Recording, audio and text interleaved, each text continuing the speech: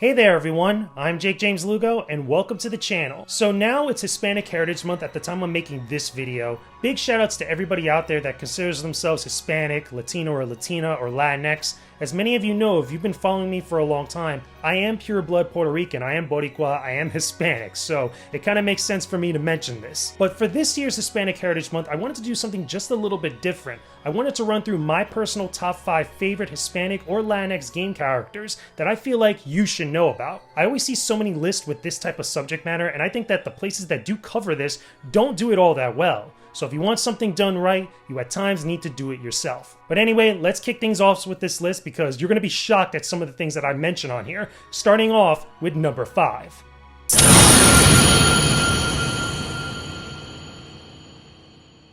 When you talk about Hispanic culture, it's almost sacrilegious to not mention the luchadores from Mexico.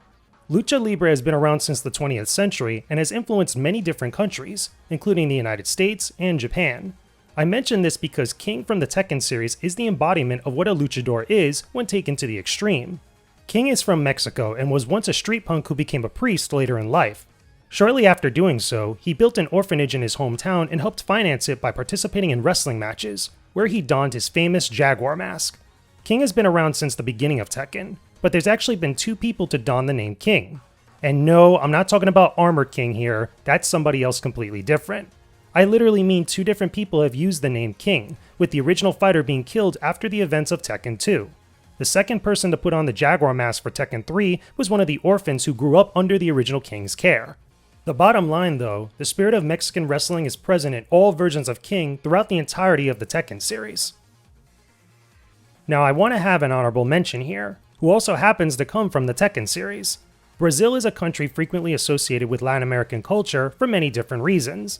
A standout to me, however, is that Brazil gave us capoeira, a fighting style originally created by African slaves to survive against Portuguese colonists. The martial art blends together dance, acrobatics, and music with fighting.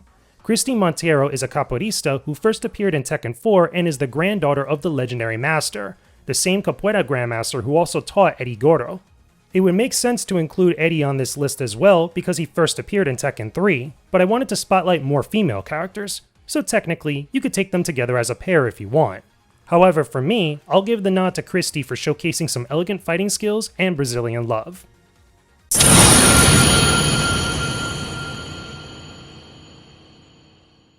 Now this is an interesting pick for me, because Carlos Oliveira isn't a typical Latin tough guy hero. You know, the kind of stereotypical thing that we see for characters who end up being caricatures of Hispanic culture. That isn't the case here. Carlos is a mercenary with the rank of Corporal for the USCS, or Umbrella Corp in Resident Evil 3 Nemesis. Now I never got to play the original game, but I did get to see Carlos in action during Resident Evil 3 Remake. Before the events of the game, Carlos was a member of a communist guerrilla fighting group in South America and was eventually recruited into Umbrella's ranks. During Resident Evil 3, Carlos helps out Jill Valentine during the outbreak of the T-Virus in Raccoon City, and without his help, Jill Valentine would have probably never made it out of the city alive, nor would he without hers. Eventually, Carlos left the United States and returned to South America after escaping through Mexico, but still harbored a deep hatred for Umbrella after everything that went down. I appreciate seeing characters like this, because there's a lot more going on for them and more that they have to contribute than simply being Latino. Something you're going to notice about this list is that I tend to gravitate towards characters that have a little bit more to offer than just simply being Hispanic or Latinx. I find that great characters have other different aspects about them that really make us, the viewers, latch onto than simply like what they are, what their skin color is, what their orientation is. There's a lot more dimension to great characters than just these surface level things. I just see this all the time with different articles that get posted up on the internet that are tackling this subject matter, where they're just including different characters that might not be all that great or just might be so super stereotypical just simply for being Hispanic or people of color or whatever else might have you. It's just, to me, there's got to be a lot more to a character than just simply that in order for me to really latch onto them and really appreciate them for who they are, not exactly just what they are. I don't know, that's just my opinion on the matter. Let me know your own thoughts about this down below in the comments section, because this is a very complex topic to discuss and there's no real right or wrong answer to it, but it is something that I think should be continuously discussed, not just during Hispanic Heritage Month or Black History Month, or it just should be continuously talked about in different times, because I think a lot of people have a lot of different opinions that could really contribute to this conversation,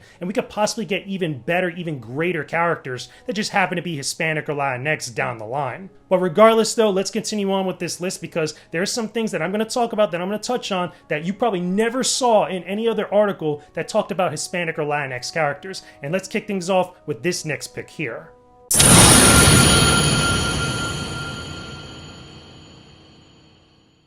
Here's one that I know most of you were not expecting.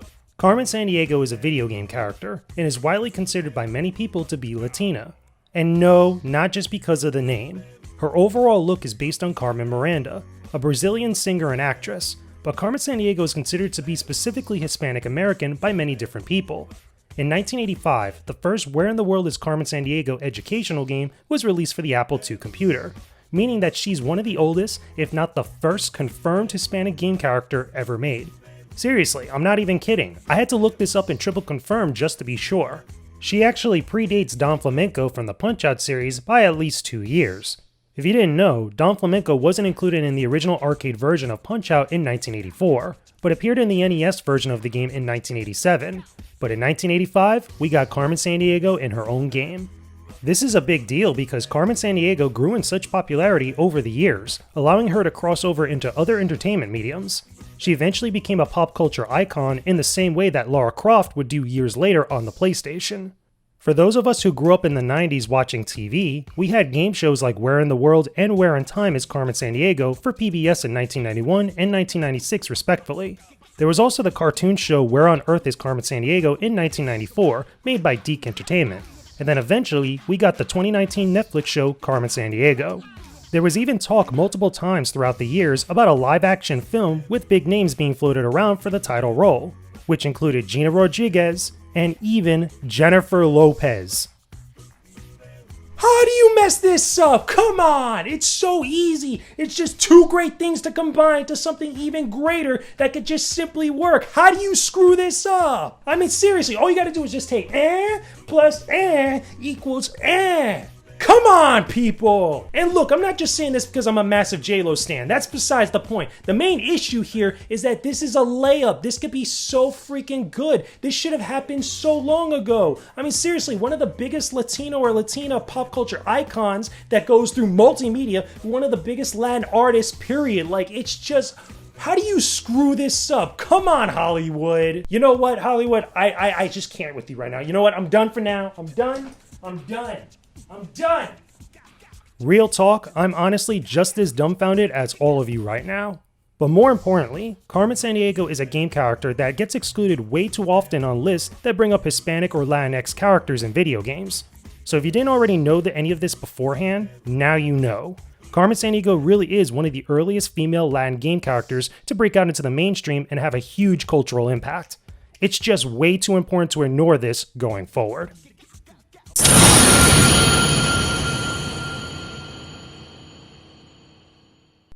Okay, I know what you're thinking. Gears of War is filled with characters that often fall into basic stereotypes. But strangely enough, I don't find this to be the case with Dominic Santiago, one of the few Hispanic characters we get to see in the Gears universe. Even though there's been others as well. Dom's story I felt was compelling, tragic, and a very nice compliment to everything going on with Marcus Phoenix. In the first 3 games of the series, Dom is searching for his wife Maria while undertaking the missions for the COG army alongside Marcus. And if you've played the games, you know exactly how things come to an end. But the journey to that conclusion, I would argue, is one of the better narratives in all of the Gears of War games. There's a lot that's happening that really hits you hard. It's also noteworthy that Dom appears in most entries of the series, even though he's not directly involved with some of the events going on. So he's pretty important. Funny enough, during the game's development, Dom was created to be just as much of a badass as Marcus Phoenix was, giving him that same big action hero energy, but without overpowering Marcus as the main protagonist. There was even a point where Dom was going to be a female character called Dominique that would help out Marcus. However, I'm glad that they went with this direction for Dom instead, because I feel the backstory and the character arc that we got to see from him now is actually really well done. There's more details that flesh out Dom's history in the Gears of War novels and comics, making for a very rich and wild story to follow.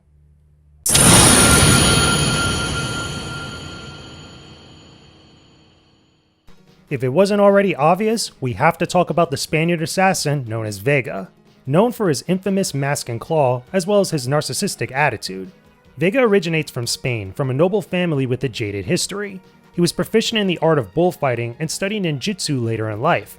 He even wears part of a traditional matador outfit while fighting, a reference to his Spanish origins. In some parts of the world, Vega is known as Balrog or Claw because of the different region changes for Street Fighter II, but for here, I'll just refer to him as Vega.